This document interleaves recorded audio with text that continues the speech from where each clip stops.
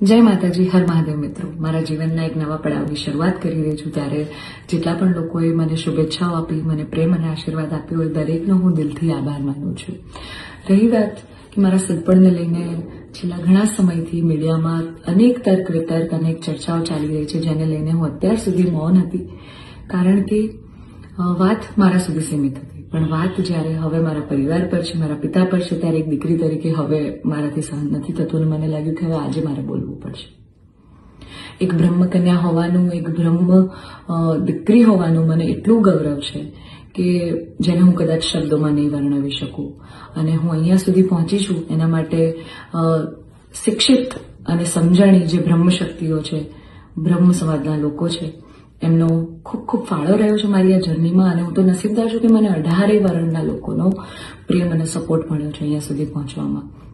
મારો પરિવાર તો છે જ, મારી ઢાલની જેમ મારા પિતા છે મને સપોર્ટ કરવામાં, પણ આપ સૌનો પણ ખૂબ ફાળો છે.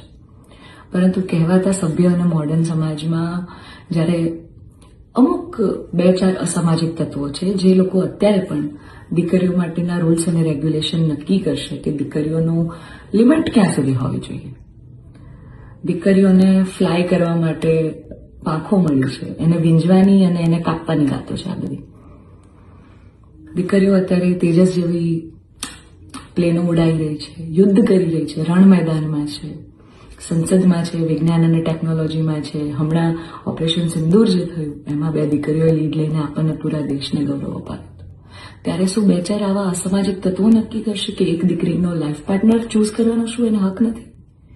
હું બહુ નસીબદાર છું કે મને એવો પરિવાર ને એવા પિતા મળ્યા છે જે મારી ખુશીમાં ખુશ થાય છે અને મારા નિર્ણયને જે મેં હરખે વધાવી લીધો છે. કારણ કે ઓફકોર્સ હું એક એવા પરિવારમાં જઈ રહી છું કે જે આખો ભક્તિમય પરિવાર છે. બહુ જ પરિવારના લોકો અને મારો પાર્ટનર મને એટલો પ્રેમ કરે છે કે જેમને હું જે છું, જેવી છું, જે પણ છું, મને ખૂબ આદરથી, સત્કારથી એ લોકો સ્વીકારી છે. રાત દિવસ જ્યાં ગાયત્રી મંત્ર, નવકાર મંત્રના જાપ થાય છે, આવા પરિવારમાં હું જઈ રહી છું. મને ખૂબ જ ગૌરવ છે.